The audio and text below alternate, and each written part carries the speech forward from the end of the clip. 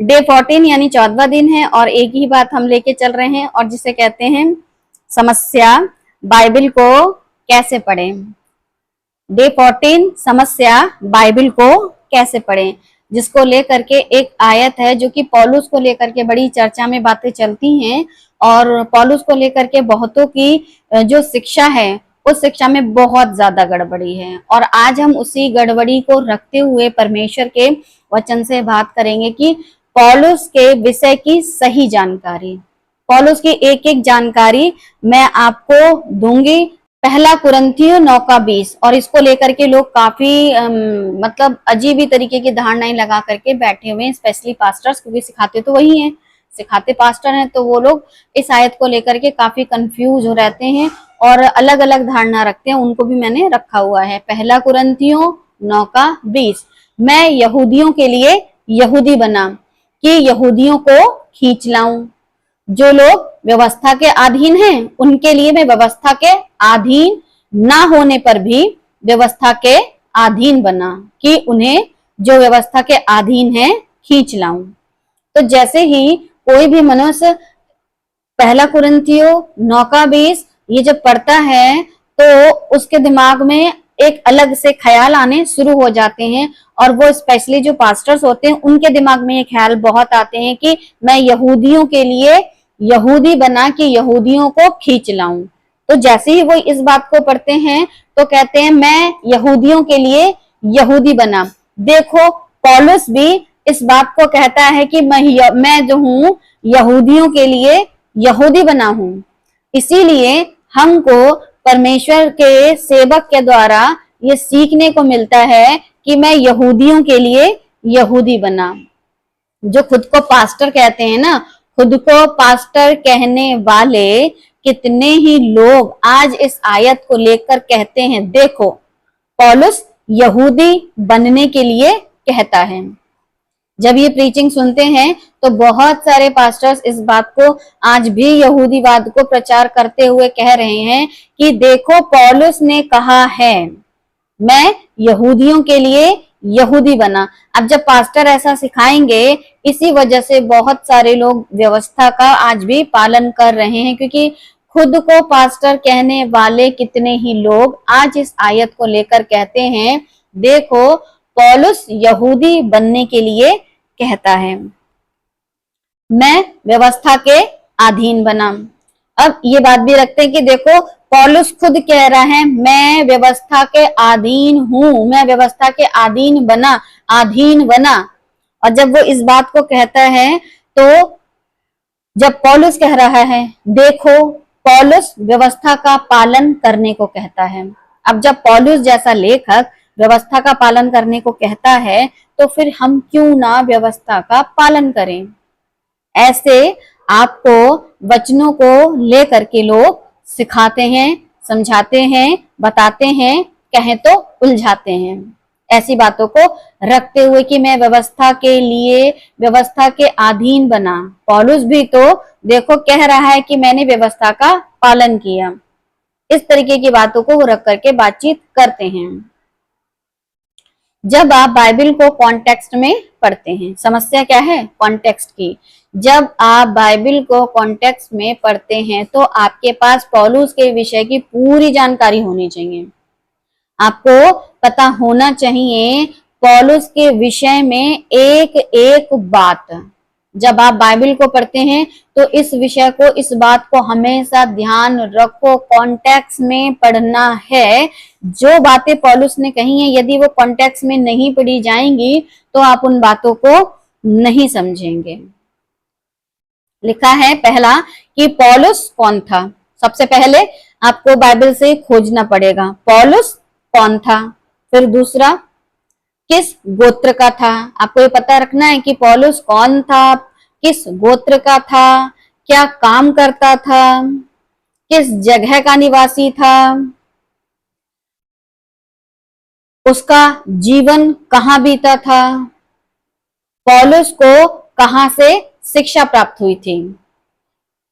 आपको इन सभी विषयों की जानकारी लेनी है। एक बार मैं फिर से इसको रिपीट करूंगी कि पौलुस कौन था, किस गोत्र का था, क्या काम करता था, किस जगह का निवासी था, उसका जीवन कहाँ बीता था, पौलुस को कहाँ से शिक्षा प्राप्त हुई। पौलुस के जीवन की कुछ विशेष जानकारियां हैं जो कि आपको अपने पास रखनी है और उन्हीं को रखते हुए बताएंगे कि पौलुस ने जो अभी आयत आपको पढ़वाई गई थी वो क्यों कही थी। बाइबल क्या कहती है इस विषय में, क्योंकि हम बाइबल से ही सारी बातों को हमेशा खोजते हैं, तो हमेशा मेरा यही कहना होता है कि बाइबल क्या कहती है इस विषय में कि पौलुस कौन था, पौलुस कौन था, हम बाइबल से ही जानेंगे। खतना सिर्फ इजरायली कराते थे, इतना तो आप लोग मानते हैं ना कि खतना सिर्फ इजरायलियों का ही होता था, खतना सिर्फ इजरायली कराते थे। 8वें दिन मेरा खतना हुआ, ऐसा पौलुस ने कहा, तो इसका मतलब है पौलुस एक इजरायली था। पौलुस का गोत्र क्या था, बिन्यामीन के गोत्र का था। पौलुस का गोत्र क्या था, बिन्यामीन गोत्र का था। पौलुस की मातृभाषा कौन सी थी, क्या आप लोग जानते हैं पौलुस की मातृभाषा कौन सी थी। पौलुस की जो मातृभाषा थी वो है इब्रानी, इब्रानियों का इब्रानी हूं। पौलुस का पद क्या था, पद, पद का मतलब है कि वो किस पोस्ट पर था। पौलुस एक फरीसी था, उसका ये पोस्ट था, मतलब ये उसके उन फरीसियों के पंथ का था, तो ये उसका पद था। तो पौलुस, उसका खतना 8वें दिन हुआ, उसका गोत्र बिन्यामीन था, उसका भाषा इब्रानी थी और वो एक फरीसी था। इन बातों को आपको ध्यान में रखना है कि पौलुस कौन था, उसकी भाषा कैसी थी और उसका गोत्र क्या था और क्या वो इजरायली था, क्योंकि वो कहता है मेरा खतना हुआ, तो जाहिर सी बात है खतना इजरायलियों का होता है। अब गोत्र है तो ये 12 गोत्र वो गोत्र नहीं जो कि हाजिरा के थे, ये सारा के, सारा से जो पैदा हुए इसहाक, फिर उनसे पैदा हुए याकूब, फिर उनसे पैदा हुए ये 12 बच्चे, उनमें का बिन्यामीन जो कि सबसे छोटा यूसुफ का भाई, उसकी बात चल रही है। और वो उस गोत्र का था जिस गोत्र का राजा शाऊल भी था, क्योंकि इब्रानी बिन्यामीनी गोत्र होने के साथ साथ क्या था, इन लोगों में वही नाम ज्यादातर रिपीटेड हुआ करते थे, इसीलिए इसका नाम भी शाऊल था। फिलिपियो 3:1, इसलिए हे मेरे भाइयों प्रभु में आनंदित रहो, वे ही बातें तुमको बार बार लिखने में मुझे तो कोई कष्ट नहीं होता और इसमें तुम्हारी कुशलता है। पौलुस एक लेखक था और पौलुस ने पत्रियां लिखी, इस बात को समझना होगा। फिलिपियो 3:4 ये पौलुस की ही एक पत्री है और वो बता रहा है, पर मैं तो शरीर पर भरोसा रख सकता हूँ, पर मैं तो शरीर पर भरोसा रख सकता हूँ, यदि किसी को शरीर पर भरोसा रखने का विचार हो तो मैं उससे भी बढ़कर रख सकता हूँ। अब जब बात चल रही थी कि लोग अपने आप को कॉलर उठा के जब कहते देखो हम तो यहूदी हैं, हम तो इजरायली हैं, तो फिर पौलुस भी यहूदी, यहूदी क्योंकि दो गोत्र, दो जगह बट गए थे ना राजा लोग, तो एक इजराइल गोत्र हो गया था, एक यहूदा गोत्र हो गया था। तो वो अपने विषय में बताता कि अगर शरीर पे भरोसा रखना है तो मैं भी शरीर से इजरायली हूँ, और जब शरीर पर लोग भरोसा कर ही रहे हैं तो मैं भी उनसे बढ़कर हूँ, क्योंकि उसका वो साथ साथ फरीसी भी था।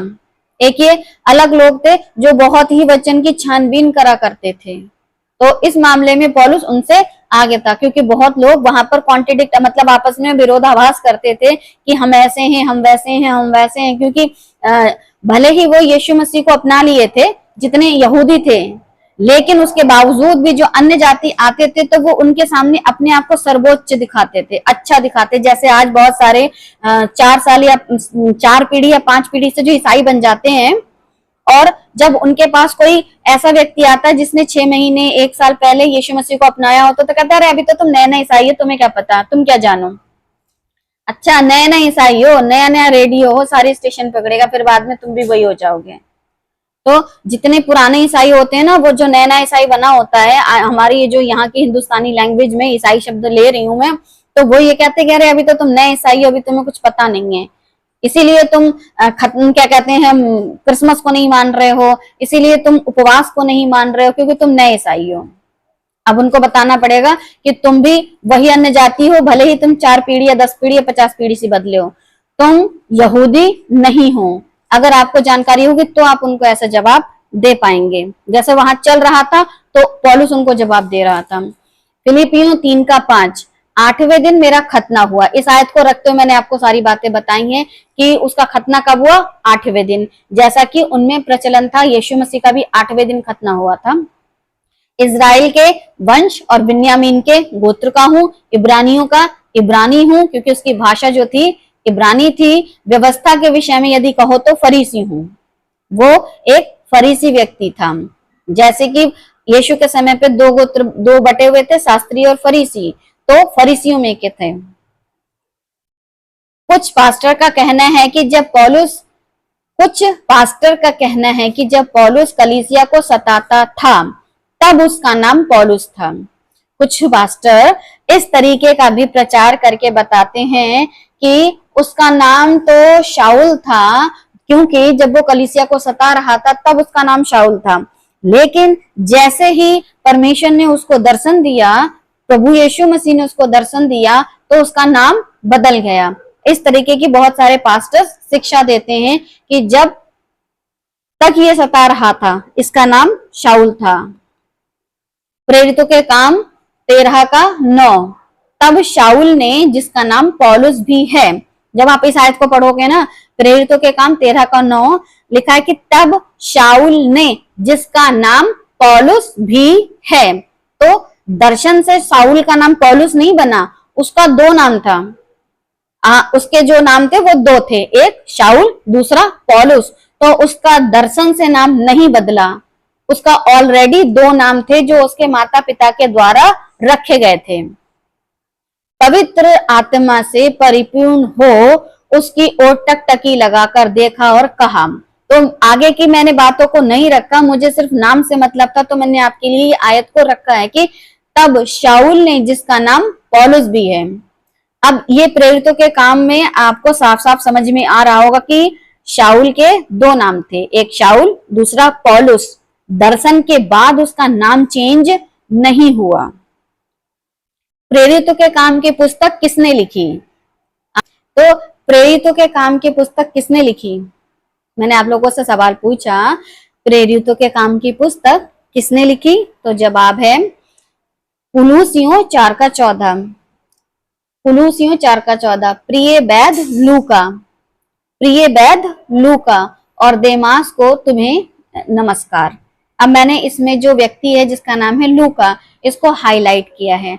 तो प्रेरितों के काम की पुस्तक को लिखा है लूका ने। लूका एक डॉक्टर था और साथ ही साथ वो पौलुस का एक अच्छा मित्र था, जो कि आपको पढ़ने को यहाँ पर भी मिल जाएगा कि 2 तीमुथियुस 4:11, केवल लूका मेरे साथ है। ऐसा कौन लिख रहा है? पौलुस। केवल लूका मेरे साथ है, मरकुस को लेकर चला आ, क्योंकि सेवा के लिए वह मेरे बहुत काम का है। अब जब लूका प्रेरितों के काम की पुस्तक को लिख रहा है और लूका जो था वो और पौलुस जो था, इनकी जो मुलाकात हुई है, तो पौलुस जो है, लूका जो है, एक प्रेरितों के काम और लूका की पुस्तक का लेखक है। इन 2 किताबों को लूका ने लिखा है। अब लूका ने जब लिखा तो लूका ने 1-2 जगह इस बात को, इस नाम को हाईलाइट किया, लेकिन लूका लिख रहा है। अब जिस मनुष्य ने जिस इंसान के साथ बातचीत की है और जो जिसका नाम ज्यादा जानता है, वो उसके विषय में ज्यादा लिखेगा। अगर आप में से किसी के 2 नाम हैं, तो जो घर वाले लोग हैं वो उसको अलग नाम से जानते हैं। जैसे मेरी बेटी का नाम जैनी है, लेकिन घर में उसका नाम जैनी है, लेकिन स्कूल में उसका नाम जेनिफर है। तो हम जितने घर के जान पहचान वाले हैं, रिश्तेदार हैं, वो सब जैनी बुलाते हैं, जेनिफर नहीं बुलाते हैं। अब हम में से किसी को अपनी बेटी को लेटर लिखना पड़े, अगर ये कहीं बाहर होती है, तो हम लिखेंगे प्रिय बेटी जैनी, लेकिन यही उसकी मैडम को अगर कुछ बोलना पड़े तो वो लिखेंगे जेनिफर। क्योंकि उनको वही नाम पता है। तो लूका जो था वो ज्यादातर पौलुस करके बुलाता था, और पुस्तक का जो लेखक है उसकी चाल कैसी है इसको आपको समझना होगा। तो ये लेखक ने लिखा है, और लेखक पौलुस को, पौलुस को जो लेखक यानी कि लूका है वो इस नाम से जानता था, जिसको मैं अभी आगे और अच्छी तरीके से आपको समझाऊंगी। प्रेरितों के काम 16 का 36। प्रेरितों के काम 16 का 36। दरोगा ने ये बातें पौलुस से कह सुनाई। हाकिम ने तुम्हें छोड़ देने की आज्ञा भेज दी है, इसलिए अब निकलकर कुशल से चले जाओ। परंतु पौलुस ने उससे कहा, उन्होंने हमें जो रोमी मनुष्य है, उन्होंने हमें जो रोमी मनुष्य, यानी पौलुस अपने विषय में बता रहा है कि मैं एक रोमी मनुष्य हूँ, दोषी ठहराए बिना लोगों के सामने मारा और बंदी गृह में डाला, और अब क्या चुपके से निकाल देते हैं? ऐसा नहीं, परंतु वे आप आकर हमें बाहर ले जाएं। सिपाहियों ने ये बातें हाकिम से कह दी, और वे ये सुनकर कि रोमी है डर गए। जब लोगों को ये पता चला, वहां के सिपाहियों को, कि ये मनुष्य रोमी है, तो उनको डर लग गया। अब इससे आपको पता चल रहा है कि पौलुस जो है वो रोमी मनुष्य है। अब वो रोमी कैसे बना ये भी मैं आपको बताऊंगी। प्रेरितों के काम 22 का 3। मैं तो यहूदी मनुष्य हूँ। पौलुस कहता है मैं तो यहूदी मनुष्य हूँ, जो किलिकिया के तरसुस में जन्मा। पौलुस का जन्म जो हुआ है किलिकिया के तरसुस में जन्मा, परंतु इस नगर में, इस नगर का मतलब है यरूशलेम में, गमलीएल के पांव के पास बैठकर पढ़ाया गया। लेकिन किलिकिया का जो तरसुस है ये आपको रोम में मिलेगा। इटली की जो राजधानी रोम है वहां का एक छोटा सा शहर किलिकिया का तरसुस। इस वजह से वो जन्म से रोमी था, क्योंकि उसका जन्म, उसके माता पिता रोम में रहते थे, और उसके माता पिता जब वहां थे तो ये जब पैदा हुआ तो इसको वहां की नागरिकता मिल गई थी, इसलिए ये रोमी मनुष्य था जन्म से, क्योंकि वहां पैदा हुआ था। जैसे आज अगर कोई किसी भी बाहर देश में चला जाए और उसका बच्चा वहां पर पैदा होता है तो उसको वहां की ऑटोमेटिकली नागरिकता मिल जाती है। जैसे हमारे हिंदुस्तान की नागरिकता हमको मिली है, लेकिन यहाँ से बाहर जाने के लिए हमको पासपोर्ट वीजा चाहिए, और वीजा भी हमारा कुछ समय का रहता है। हाँ, लेकिन वहीं हम परमानेंट कुछ सालों तक रहें, और वहां के फिर हमको वहां का फिर हमको क्या कहते हैं, रहने के लिए एक हमको वो लोग एथोराइज कर देंगे कि हाँ अब आप यहाँ के नागरिक हो। वैसे ही जो पौलुस था उसके जो माता पिता थे वो रोम में थे, और जब ये जन्मा किलिकिया के तरसुस में, तो जाकर के ये जो मनुष्य था वहां का कहलाया रोम का, रोमी नागरिक। और जो गमलीएल है, इस नगर का मतलब है, गमलीएल कहाँ रहता था? यरूशलेम में। इस नगर में गमलीएल के पांव के पास बैठकर पढ़ाया गया, और बाप दादों की व्यवस्था। अब बाप दादे कौन? अब्राहम, इसहाक, याकूब, यहाँ तक कि आदम से लेकर के जितने थे सब बाप दादे यानी खानदानी, ठीक रीति पर सिखाया गया। मतलब जैसे व्यवस्था को सिखाना चाहिए वैसा मुझे सिखाया गया। मैं अच्छा खासा व्यवस्था का जानकार हूँ, और परमेश्वर के लिए ऐसी धुन लगाए रहता हूँ, क्योंकि व्यवस्था उसके कण कण में यानी कि जीवन के अंदर जो थी बस गई थी, जिसके चलते वो जो यीशु के जो कलीसिया थी उसको मारने के लिए धुन लगाए बैठा था कि ये कौन है जो हमारी व्यवस्था के खिलाफ जा रहा है। इस वजह से वो ऐसी धुन में था, तभी तो वो कलीसिया का सताने वाला था, और यीशु ने स्पेशली उसको इसीलिए दर्शन दिया। प्रेरितों के काम 5 का 34। परंतु गमलीएल नामक एक फरीसी, अब गमलीएल कौन था ये भी आपको समझना होगा। परंतु गमलीएल नामक एक फरीसी ने, जो व्यवस्थापक एक अच्छा सा पढ़ाने वाला शिक्षक और सब लोगों में माननीय, मतलब एक बहुत ही फेमस मनुष्य, न्यायालय का मतलब होता है जहां पर न्याय किया जाता था, जहां पर पतरस को और पतरस के साथ एक उसके फ्रेंड को जब रखा गया था और इनसे कहा गया था कि तुम लोग इस यीशु का प्रचार मत करो, तब पतरस ने बोला हम तुम मनुष्यों की बातों को क्यों माने, हम तो परमेश्वर की बातों को मानेंगे। तो तब यही वो मनुष्य था गमलीएल जिसने सलाह दी थी। लिखा है, न्यायालय में खड़े होकर प्रेरितों को थोड़ी देर के लिए बाहर कर देने की आज्ञा दी। और तब इसने बोला कि अगर इनका प्रभु सच्चा है तो फिर इनका रहेगा काम और नहीं तो मिट जाएगा। तो ये वो मनुष्य था गमलीएल, एक फरीसी और एक व्यवस्थापक। इसके पास बैठ करके पौलुस ने व्यवस्था की पूरी रीति से शिक्षा प्राप्त की थी। अब मैंने आपको विकिपीडिया से कुछ चीजों को लेकर के आपको बताया कि रोम एक शहर का नाम है जो आज इटली की राजधानी है, जबकि रोमी यानी कि रोमन का मतलब क्या है, विशाल साम्राज्य था, जिसका केंद्र यह शहर था। रोमन साम्राज्य एक बहुत बड़ा राजनीतिक और सांस्कृतिक क्षेत्र था जो पूरे भूमध्य सागर के आसपास फैला हुआ था। रोमी नागरिकता यानी रोमन सिटीजनशिप का मतलब है सिर्फ रोम शहर में रहने वाले लोगों से नहीं था, बल्कि यह उस विशाल रोमन साम्राज्य से है एक विशेष कानूनी दर्जा। जब कोई मनुष्य रोमी होता है ना तो उसको एक विशेष प्रकार का कानूनी दर्जा मिलता है। इस नागरिकता के साथ कुछ खास अधिकार और विशेषाधिकार मिलते हैं। जब कोई रोमी नागरिकता प्राप्त करता है तो उसके पास कुछ अलग तरीके के कुछ कानूनी उसको क्या कहते हैं, हक मिल जाते हैं। और वो हक कैसे हैं, जैसे कि कानूनी सुरक्षा। एक रोमी नागरिक को बिना सुनवाई के कोड़े नहीं मारे जा सकते थे। तभी वो बोलता है कि तुम मुझ रोमी को कैसे पकड़ सकते हो, या मौत की सजा नहीं दी जा सकती थी। इसलिए पौलुस को उन्होंने मृत्यु की सजा नहीं दी, क्योंकि उसके पास नागरिकता थी। अगर पौलुस के पास रोम की नागरिकता नहीं होती तो ये यहूदी उसको कब का मार देते। मौत की सजा नहीं दी जा सकती थी। यही कारण था कि प्रेरित पौलुस को जब कोड़े मारने की कोशिश की गई तो उसने अपनी रोमी नागरिकता का दावा किया और बच गया। उसने साफ बता दिया, मैं एक रोमी नागरिक हूं और तुम मुझको नहीं मार सकते हो। और उसको अधिकार था अपने केस को खुद लड़ने का। लिखा है रोमी नागरिकता जन्म से मिल सकती थी। जन्म से मिलती है या तो आप पैदा हो उस देश में, जैसे कि पौलुस के मामले में हुआ था, क्योंकि उसके परिवार को यह मिल गई थी, या इसे किसी महत्वपूर्ण सेवा के लिए पुरस्कार के रूप में दिया जा सकता है। कभी कभी इसे बहुत अधिक कीमत देकर के खरीदा भी जा सकता था। जब पौलुस ने बोला मैं रोमी हूं तो वहां के सिपाही ने बोला कि अरे इसको तो मैंने कीमत दे के खरीदा है। मतलब आप नागरिकता पा सकते हो बट एक पेमेंट, एक पैसा दे करके, जैसा कि एक सेनापति ने किया था, जिसका उल्लेख आपको बाइबल में पढ़ने को मिलता है। अब इतनी बातें क्यों बताई हैं, क्योंकि पौलुस ने अपना केस खुद लड़ा। पौलुस को वो लोग जबरदस्ती बांध के नहीं रख सकते थे, जबरदस्ती उसको मौत की सजा नहीं दे सकते थे। लेकिन यीशु मसीह के मामले में ऐसा था। यीशु मसीह भी रोमी साम्राज्य में ही उनको सजा दी गई थी, मगर उनके साथ ऐसा इसलिए था क्योंकि उनके पास नागरिकता दूसरी जगह की नहीं थी, लेकिन पौलुस के पास थी और पौलुस ने अपने उस अधिकार का पूरा इस्तेमाल किया।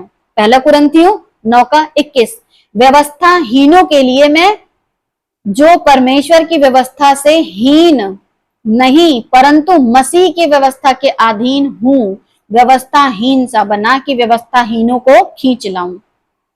अब यहूदियों को खींच लाने के लिए उसने अपने आप को बताया कि मैं इब्रानी हूं। अब जैसे ही यहूदियों से मिलता था कहता मैं इब्रानी हूं, तो वहां के लोग उस पर भरोसा करते थे कि अरे भाई हमारा एक इब्री भाई भी है, तो फिर हम क्यों ना प्रभु को जाने। फिर जैसे ही वो ऐसे लोगों को मिलता था जिसे कहते व्यवस्थाहीन यानी कि रोमी साम्राज्य के या और जाति के लोग, तो उनसे कहता था मैं रोमी मनुष्य हूं, मैं रोमी मनुष्य हूं, क्योंकि उसको नागरिकता वहां की मिली थी, वो झूठ नहीं बोलता था। व्यवस्थाहीन जिनके पास व्यवस्था नहीं थी यानी कि वो इजरायली नहीं थे, व्यवस्थाहीन सा बना कि व्यवस्थाहीनों को खींच लाऊं। वहां जाता था तो अपने आप को प्रेजेंट करके बोलता था कि देखो मुझे, मैं जो हूँ जन्मजात रहने वाला रोम का हूं। तो वो लोग मान जाते थे कि हाँ भैया ये यहाँ का है, तो ये जब प्रभु को मान रहा है तो हमको भी मानना है। कुछ जानकारी पौलुस की बाइबल से और आपको पढ़ने को मिलेगी। पौलुस रोम में रहता था, वह अन्य जाति लोगों को बहुत अच्छे से जानता था, उसका बचपन उनके बीच में व्यतीत हुआ था। पौलुस बचपन से ऐसी जगह रहता था अन्य जातियों के बीच में, और वो अन्य जातियों को बहुत अच्छे से जानता था। रोम एक बड़ा साम्राज्य है। अब सोचो जो साम्राज्य बड़ा है, जैसे आज के समय में मुंबई एक बड़ा साम्राज्य जिसमें कई तरीके के, कई जाति के, कई समुदाय के और कई बिजनेसमैन, बहुत सारे लोग रहते हैं। वैसे ही रोम एक बहुत ऐसी जगह थी जहां पर बहुत सारे लोग रहते थे और क्या कहते हैं, वहां पर उनकी भाषा इसको आसानी से आती थी, कई सारे लोगों की, क्योंकि जिन लोगों के बीच में आप रहते हो उनकी आपको थोड़ी बहुत भाषा आती है, लेकिन अगर ज्यादा रहो तो उनकी भाषा ज्यादा समझने लगोगे। तो एक ऐसी जगह रहता था जहां ये अन्य जातियों की भाषा को भी अच्छे से जानता था। पहला कुरिन्थियों 9:22, मैं निर्बलों के लिए निर्बल सा बना कि निर्बलों को खींच लाऊं। अब निर्बल वो जो कि थे तो अन्य जाति, लेकिन इस संसार में बिल्कुल कुचले हुए थे, जिनके पास कोई पैसा कौड़ी नहीं थे, बेचारे गरीब टाइप के लोग, उनके बीच में भी पौलुस जाकर के काम करते थे और बताते थे कि मैंने अपनी व्यवस्था को कैसा समझ लिया, कूड़ा समझ लिया है, और तुम लोगों को प्रभु ने क्या दिया है, मौका दिया है। तो इसलिए बोलते हैं कि मैं निर्बलों के लिए निर्बल सा बना कि निर्बलों को खींच लाऊं, मैं सब मनुष्यों के लिए सब कुछ बना। इसका मतलब ये नहीं है कि वो अपने आप को चेंज कर रहा था, वो जो था वही था, लेकिन जैसे लोग मिलते थे उनसे वो वैसी बातचीत करता था। रोमी मिले तो कहा मैं रोमी हूं, यहूदी मिले तो कहा मैं यहूदी हूं, और अन्य जाति मिले तो उनको, उन निर्बल लोगों को जो प्रभु के वचन में ठीक ठाक नहीं, उनको समझाने के लिए, या जिनको परमेश्वर का वचन बताता है उन बताना चाहिए था, उनके लिए उसने बताया कि मैं भी तुम्ही लोगों के बीच में से निकला हुआ मनुष्य हूं। क्योंकि बहुत से यहूदियों के दिमाग जो थे वो ब्लॉक हो रखे थे, वो अन्य जातियों को ऐसे देखते थे हीन भावना से। अगर हीन भावना से नहीं देखते तो फिर यीशु मसीह के टाइम पे कैसे कह सकते थे वो लोग, अरे तू तो कैसे कैसे लोगों के साथ बैठता है, पापियों के साथ बैठता है तुम्हारा गुरु। अब सोचिए कैसी हीन भावना वहां पर चल रही थी। और पौलुस जो था हर एक उस मनुष्य के उद्धार के लिए कि किसी न किसी रीति से कई एक का उद्धार कराऊं, सिर्फ उद्धार कराने के लिए सही पहचान के साथ उनके बीच में पौलुस जाते थे। इसका मतलब ये नहीं था कि उसने कह दिया कि तुमको व्यवस्था का पालन करना है। जितने ऐसा सिखा रहे हैं सब परमेश्वर के वचन के खिलाफ जाते हैं, पौलुस की शिक्षा के खिलाफ जाते हैं। जब परमेश्वर यीशु मसीह ने पौलुस को दर्शन दिया, जब परमेश्वर यीशु मसीह ने पौलुस को दर्शन दिया, प्रेरितों के काम 9:3, परंतु चलते चलते जब वह दमिश्क के निकट पहुंचा, क्योंकि ये जा रहे थे एक लेटर लेकर के कि अब मैं जितने भी इस पंथ पर पाए जाते हैं, यानी कि यीशु मसीह को मानते हैं, मैं उनके खिलाफ जा करके क्या बच्चे क्या बूढ़े क्या जवान सभी को मैं जेल खाने में डाल दूंगा, ऐसा पौलुस धुन में था। परंतु चलते चलते जब वह दमिश्क के निकट पहुंचा तो एकाएक आकाश से उसके चारों ओर ज्योति चमकी और वह भूमि पर गिर पड़ा और यह शब्द सुना, हे शाऊल, हे शाऊल, तू मुझे क्यों सताता है। अच्छा, जब ये बात लिखी गई है तो प्रेरितों के काम को लिखने वाला है लूका।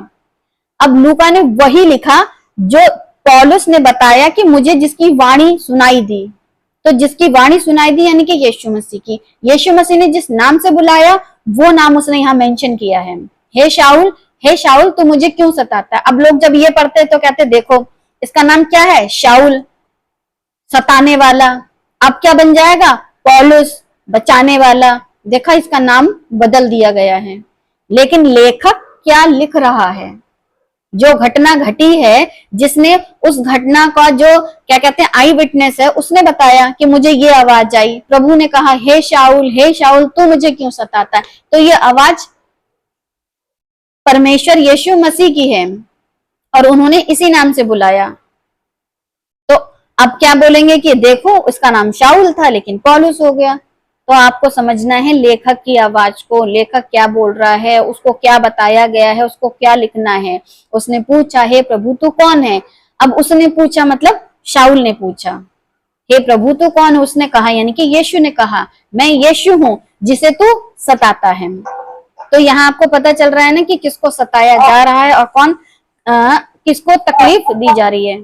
जब परमेश्वर यीशु मसीह ने पौलुस को दर्शन दिया तब पौलुस कहाँ गया था, मतलब दर्शन के बाद पौलुस कहाँ गया था। जब उसको दर्शन हो गया तो उसके बाद कहाँ गया। जब परमेश्वर यीशु मसीह ने पौलुस को दर्शन दिया तब पौलुस उसके बाद कहाँ गया था, तुरंत अरब को चला गया। अब तुरंत अरब को चला गया। लिखा है गलतियों 1:17, और ना यरूशलेम को उनके पास गया जो मुझसे पहले प्रेरित थे, यानी यीशु मसीह के वो चेले जो प्रेरित कहलाए, उनके पास पौलुस नहीं गए, तुरंत अरब को चला गया और फिर वहां से दमिश्क को लौट आया। जब पौलुस अरब को गया तो अरब में कितने समय तक रहा था? अब जब वो गया था तो 3 साल तक अरब में रहा। गलतियों 1:18, फिर 3 वर्ष के बाद, अरब में 3 वर्ष तक रहा। 3 वर्ष के बाद मैं कैफा से भेंट करने के लिए यरूशलेम को गया। अब कैफा का मतलब होता है, उसका जो नाम है पतरस नाम है, जो कि प्रभु यीशु मसीह ने रखा। लेकिन इससे पहले इस मनुष्य का नाम था कैफा, जिसका नाम है पतरस, जिसको आप पतरस नाम से जानते हो, उसका नाम बदल करके यीशु ने रख दिया था, जबकि उसके जो लोग थे उसे कैफा नाम से बुलाया करते थे। वैसे ही लोगों ने समझ लिया, शाऊल नाम से बुलाते थे, इसलिए अब उसका नाम पौलुस रख दिया। ये नहीं देखा कि कैफा को नागरिकता कहीं की नहीं मिली थी, वो वहीं का था जहां पैदा हुआ था। लेकिन पौलुस अपने विषय में बताता है कि मैं तरसुस का, वो अपने विषय में बताता है मैं रोम का, वो अपने विषय में बताता कि कहाँ पला बड़ा था, वो अपने विषय में बताता कहाँ शिक्षा मिली थी। तो इन बातों को भी ध्यान में रखते हुए पढ़ना है। 3 वर्ष के बाद जा करके कैफा से भेंट की। अब गलतियों की जो पत्री है उसका लेखक पौलुस है। पौलुस पतरस को कैफा नाम से जानता था, इसलिए उसने इस नाम का यूज किया। लिखा है कैफा से भेंट करने के लिए यरूशलेम को गया और उनके पास 15 दिन तक रहा। पतरस के पास पौलुस 15 दिन तक रहे। गलतियों 1:19, परंतु प्रभु के भाई याकूब को छोड़ और प्रेरितों में से किसी से ना मिला। प्रभु के भाई याकूब, सिर्फ याकूब से ही पौलुस ने मुलाकात की है। इसके अलावा पौलुस ने किसी और प्रेरित से कोई मुलाकात, कोई बातचीत नहीं की है। इस बात को वो साक्षी दे करके समझा रहा है, बता रहा है कि और किसी लोगों से मेरी मुलाकात नहीं हुई है, पतरस से और याकूब से। प्रेरितों के काम 9:26, यरूशलेम में पहुंचकर उसने चेलों के साथ मिल जाने का प्रयत्न किया। एक बार पौलुस ने सोचा मैं मिलता हूं इन लोगों से, चेलों के साथ मिलने का प्रयत्न किया, परंतु सब उससे क्या करते थे? डरते थे, क्योंकि उनको विश्वास ना होता था कि वह भी चेला है। अब यरूशलेम के जो लोग थे उनको भरोसा ही नहीं हो रहा था, हमारा सताने वाला कैसे बदल सकता है, कैसे वो प्रभु का एक सेवक बन सकता है और कैसे वो प्रभु का प्रचार कर सकता है। इस वजह से वहां के लोग उससे डरते थे। गलतियों 1:21, इसके बाद में सीरिया और किलिकिया के देशों में आया।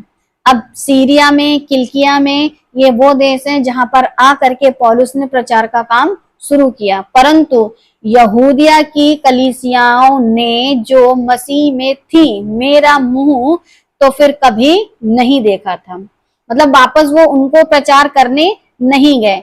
अन्य जातियों में सुसमाचार को सुनाने के लिए पौलुस को परमेश्वर ने चुना, क्योंकि पतरस भाई साहब सिर्फ और सिर्फ यहूदियों को ही सुसमाचार सुना रहे थे, और जो परमेश्वर की योजना थी अन्य जातियों का उद्धार हो, इस काम को पतरस जी भूल गए।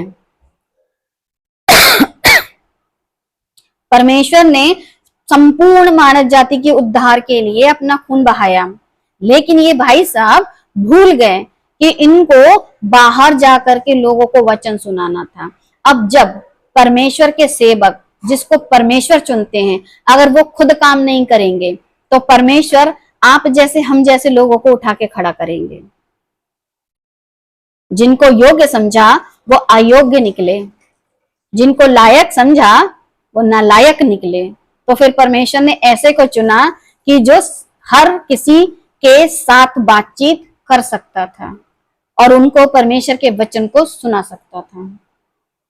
लिखा ना कि अगर तुम चुप रहे तो पत्थर चिल्ला उठेंगे, और यही था वो पत्थर जो चिल्लाना शुरू कर दिया। परंतु यही सुना करती थी कि जो हमें पहले सताता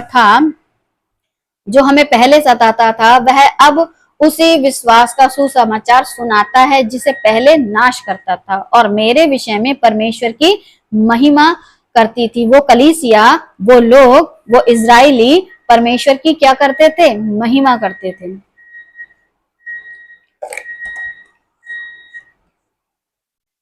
पौलुस 14 वर्ष के बाद मैं बरनबास के साथ यरूशलेम को गया। पौलुस यरूशलेम में ज्यादा समय नहीं रहे। ज्यादा समय उन्होंने रोम में वहां के लोगों को, अन्य अन्य जातियों में जा करके सुसमाचार सुनाया। यरूशलेम में ज्यादा समय उन्होंने नहीं बिताया। 14 वर्ष के बाद जब सुसमाचार सुनाने के लिए पौलुस 14 वर्ष तक अन्य जातियों में सुसमाचार सुनाते रहे, उसके बाद 14 वर्ष के बाद वो वापस यरूशलेम को आए। और ये घटना आपको याद होगी जब वो आए थे और उन्होंने अपने बालों का मुंडन भी कराया था। ये घटना जब आप पढ़ोगे तो उन्होंने बालों का मुंडन कराया था, तो वहां के लोग कहने लगे ये हमारे जो मंदिर है उसको अशुद्ध करने के लिए आया है। फिर वहां पे बहुत बड़ा ही वाद विवाद हुआ, जिसके चलते उसके भांजे ने कहा कि अरे आपको मारने के लिए हैं। तो फिर राजा को पता चला, लोगों को पता चला, तो उन्होंने उसको अपने कंधों पे उठा करके, भीड़ इतनी भयंकर थी कि पौलुस को वहां से हटाया। भीड़ पौलुस को मारने को तुली हुई थी। ये उस समय की घटना है, 14 वर्ष के बाद की घटना। गलतियों 2:1। 14 वर्ष के बाद मैं बरनबास के साथ यरूशलेम को गया और तीतुस को भी साथ ले गया। अब तीतुस व्यक्ति जो है वो यहूदी नहीं है, और यही वजह थी कि उनको लगा कि अन्य जाति को हमारे मंदिर में लेकर के आ गया है, और इस वजह से यहूदी पौलुस को मारने के लिए उसके खिलाफ ये सबूत ढूंढ के बैठे थे। और मेरा जाना ईश्वरीय प्रकाशन के अनुसार हुआ, क्योंकि पौलुस के विषय में बताया गया था कि जिसका ये कटिबंध है उसको जाना है, उसको तकलीफ होगी। तो कलीसिया के लोग रोने लगे, बोलने लगे कि पौलुस जी आप मत जाइए। उसने कहा नहीं मुझे जाना है, क्योंकि यीशु ने कहा कि जाओ, तुमको वहां जाना है, तुमको वहां तकलीफ होगी लेकिन जाना है तुमको। और वहां वो गया। लिखा, और जो सुसमाचार मैं अन्य जातियों में प्रचार करता हूं उसको मैंने उन्हें बता दिया, पर एकांत में उन्हीं को जो बड़े समझे जाते थे। सबको नहीं बताया कि मैं कहाँ जाकर के क्या क्या काम कर रहा हूं, लेकिन उन्हीं को जो बड़े समझाते थे। बड़े समझे जाते का मतलब जो शुरुआती पौलुस के यीशु के समय के जो चेले थे, उनको पौलुस ने बताया कि मैंने कहाँ कहाँ कलीसियाओं की स्थापना की है, किन किन लोगों को मैंने सुसमाचार सुनाया है, और वहां पर रखवाली के लिए या फिर अगुवाई के लिए किन किन लोगों को मैंने रखा है। ऐसा करके उसने उन लोगों को सारी बातें, जो भी काम किया होगा वो आपस में डिस्कशन किया होगा और वो बताया होगा। गलतियों की पत्री के द्वारा वो हमको ये समझाना चाहते, ताकि ऐसा ना हो कि मेरी इस समय की या पिछली भागदौड़ व्यर्थ ठहरे। मतलब मैंने जो सुसमाचार सुनाया है लोगों को, अन्य जातियों में मैंने बहुत अच्छे से लोगों को सिखाया है। गलतियों 2:4। और यह उन झूठे भाइयों के कारण हुआ जो चोरी से घुसाए थे उस स्वतंत्रता का जो मसीह यीशु में हमें मिली थी, भेद कर हमें दास बनाए। अब ये चल क्या रहा था? जब पौलुस इन लोगों से जब मिलने आया था तो उस समय चल क्या रहा था, वहां पर क्या गड़बड़ी चल रही थी? पौलुस अन्य जातियों को सिखा रहे हैं, और अन्य जातियों को व्यवस्था नहीं सिखा रहे थे, स्वतंत्रता सिखा रहे थे। और जो ये चेले थे वो सिखा तो रहे थे, लेकिन उनके साथ जो चुपके से मिलाए थे वो व्यवस्था भी बराबर सिखा रहे थे और खतने की शिक्षा दे रहे थे। जब परमेश्वर ने अपने आप को कुर्बान कर दिया तो खतने की शिक्षा क्यों दे रहे हैं आप? इन बातों को जब पौलुस ने नोटिस किया ना, तो फिर पौलुस ने इन बातों को लेकर के भी उनको लेटर लिखे कि तुमको ये काम नहीं करना चाहिए। लिखा ना, उसने उनके अधीन होना, जो लोग ऐसे शिक्षा दे रहे थे, यानी कि गलत टीचिंग दे रहे थे, गलत सिखा रहे थे, वचन के खिलाफ ले जा रहे थे, उनके अधीन होना हमने एक घड़ी भर न माना। मतलब इन द सेकेंड हमने उनकी बातों को समझ लिया कि गलत सिखा रहे हैं, इसलिए कि सुसमाचार की सच्चाई तुम में बनी रहे। ऐसे लोगों के साथ पौलुस रिश्ता नहीं रखते थे जो परमेश्वर के वचन में मिलावट करते थे। इसी के चलते पतरस को भी पौलुस ने डांट लगाई थी। परमेश्वर का वचन आपका नहीं है, आपके बाप का नहीं है, चर्च आपका नहीं है, आपके बाप का नहीं है, आप उसमें मिलावट नहीं कर सकते। और अगर करते हैं तो फिर आप परमेश्वर के बैरी हैं, और जो परमेश्वर का बैरी वो हमारा बैरी, तो हम उससे मित्रता क्यों रखें। ऐसा पौलुस अपने मन में सोचता था और हम अपने मन में सोचते हैं, और ऐसों से हम कोई ऐसा मतलब नहीं रखते हैं। गलतियों 2:6।